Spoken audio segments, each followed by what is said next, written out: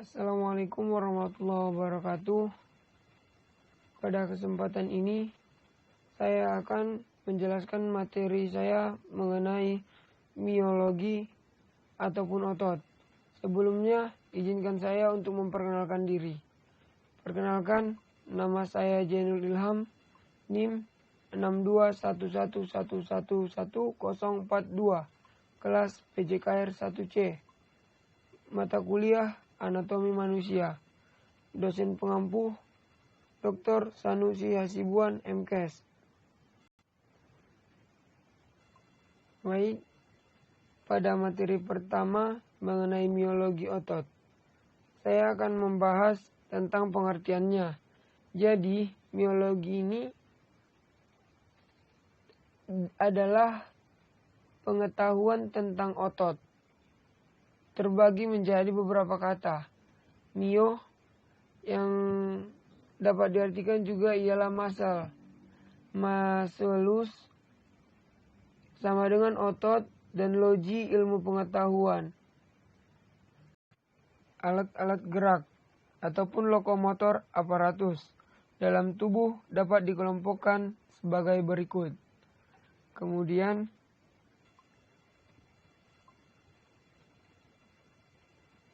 alat gerak tersebut terbagi menjadi dua.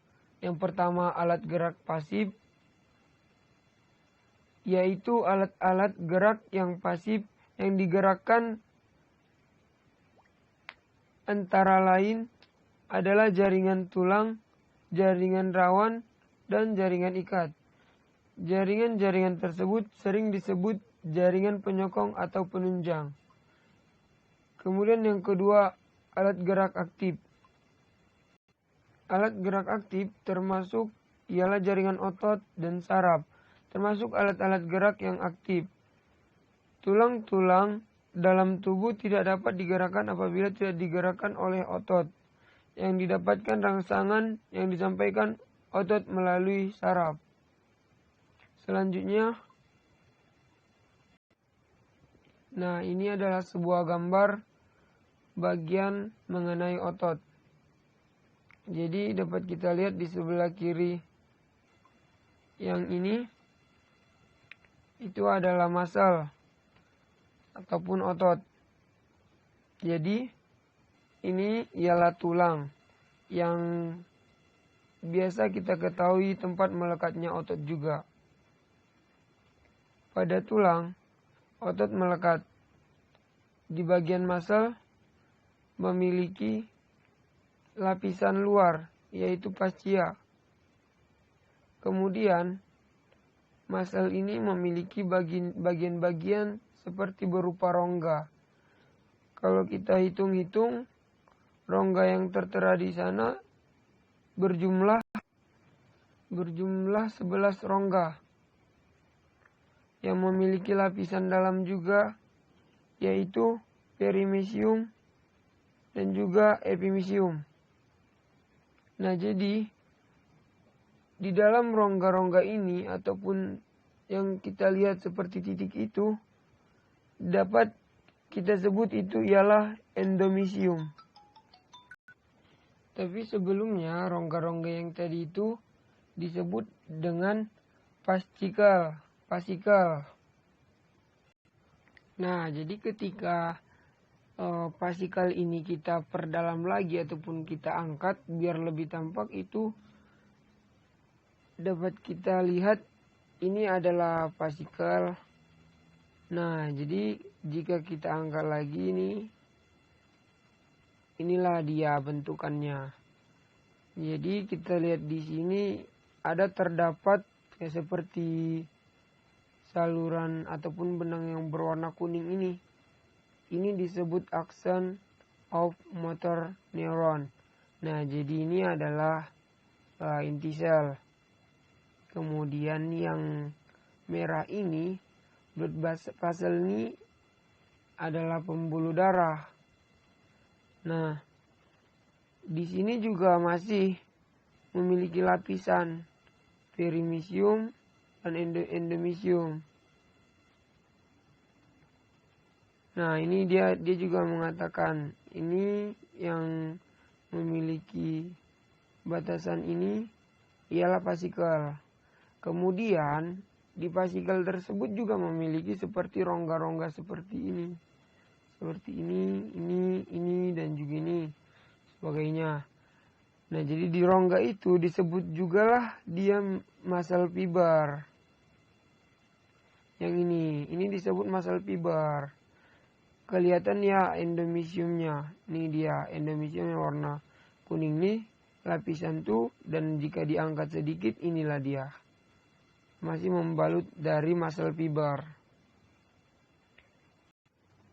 Kemudian jika kita tampilkan lagi lebih jelas, di muscle fiber ini terdapat nukleus, yaitu inti sel. Nah, selain itu ada juga di sana sarkolema. Nah, jadi sarkolema ini merupakan membran plasma dari serat otot yang membungkus sarkoplasma. Seperti itu. Nah, kemudian sarkoplasmic reticulum ataupun retikulum sarkoplasma ini memiliki peran penting ataupun memiliki fungsi, yaitu fungsi utamanya adalah menyimpan ion kalsium. Seperti itu. Nah, jadi ini adalah muscle fibernya. Yang kita lihat tampak rongga yang lebih rapat. Kemudian jika kita angkat lagi ataupun kita tampakkan lebih dekat, maka disebutlah dia ini ialah myofibril. Nah, jadi myofibril ini memiliki dua bagian, yaitu thick filament dan thin filament. Jadi kalau thick filament ini ialah benang kasar ataupun yang lebih tebal. Kemudian thin filament ini ialah benang halusnya ataupun yang lebih kecil. Benang-benang halus, benang-benang kasar, benang-benang halus. Seperti itu. Seperti itulah kira-kira tampakan dari otot jika kita lihat lebih detail lagi. Seperti ini. Mulai dari muscle hingga myofibril.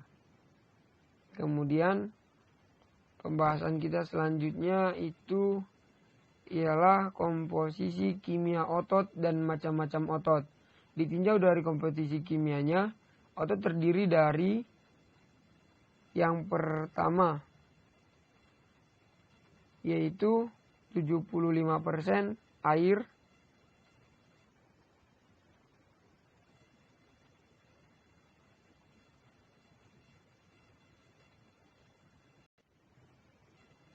kemudian yang kedua 20% protein, dan yang ketiga 5% mineral dan garam-garam yang non-organik.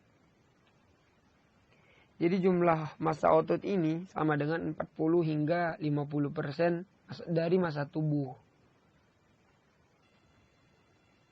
Kemudian pembahasan yang selanjutnya ialah macam-macam otot dalam tubuh manusia. Ada 3 macam, yaitu yang pertama otot polos. Otot ini disusun oleh serabut-serabut otot polos yang intinya terdapat di tengah-tengah. Serabut-serabut ototnya tidak mempunyai garis-garis melintang. Maka oleh sebab itu otot ini dinamakan otot polos. Otot ini disebut juga otot pik karena sebagian besar organ-organ dalam tubuh disusun oleh otot-otot ini. Misalnya seperti alat-alat pencernaan, pernapasan, pembuluh darah, ginjal, hati, dan sebagainya. Kerja otot ini diatur oleh susunan saraf otonom. Artinya tidak dapat diatur oleh kemauan kita. Kontraksinya secara otomatis dan lebih lambat dari otot lurik. Nah, makanya kita tidak sadar bahwa organ pencernaan pada tubuh kita sedang berjalan. Seperti itu. Mereka tidak diam. Kemudian yang kedua ialah otot jantung, tetap dari macam-macam otot. Otot jantung ataupun cardiac muscle dilihat dari strukturnya termasuk otot lurik, sedangkan dilihat dari fungsinya termasuk otot polos. Otot ini kerjanya tidak di bawah kemauan kita, ataupun tidak dalam kesadaran kita. Otot ini terpengaruh oleh refleks, maka oleh sebab itu otot ini disebut juga otot reflektoris. Jantung disusun oleh otot ini. Kemudian yang ketiga, otot lurik. Otot ini disebut otot lurik karena mempunyai garis-garis melintang. Otot ini sering disebut otot kerangka, skeletal muscle, karena sebagian besar otot ini berlokasi pada tulang kerangka. Otot ini pun sering disebut juga otot sadar, voluntary muscle, karena gerakan-gerakan yang disebabkan oleh otot ini di bawah kontrol, kesadaran, ataupun kemauan kita sendiri. Jadi, seolah-olah otot ini kita sendiri yang menggerakkannya. Kita sadar atas apa yang kita lakukan, makanya dia bisa bergerak seperti itu. Jadi ini adalah gambaran dari jenis-jenis otot tadi. Yang sebelah kiri ini ialah otot polos. Ini yang hitam ini dan juga ini ialah inti sel. Nah, yang di tengah ini otot lurik. Otot lurik tuh yang disebut juga otot rangka, yang digerakkan oleh kesadaran manusia. Ini adalah inti selnya yang hitam nih. Kemudian yang sebelah kanan ini otot jantung, penyusun jantung juga. Memiliki bentuk yang berbeda dengan otot lurik dan juga otot polos. Tapi hampir sama juga dengan otot polos, tapi memiliki perbedaan juga. Seperti itu. Dan ini juga bekerja di bawah alam sadar kita, refleks. Tetap berjalan selama kita masih hidup. Seperti itu kira-kira. Kemudian sekian dari saya. Terima kasih. Apabila ada kesalahan, saya mohon maaf. Wabillahi taufiq wal hidayah. Wassalamualaikum warahmatullahi wabarakatuh.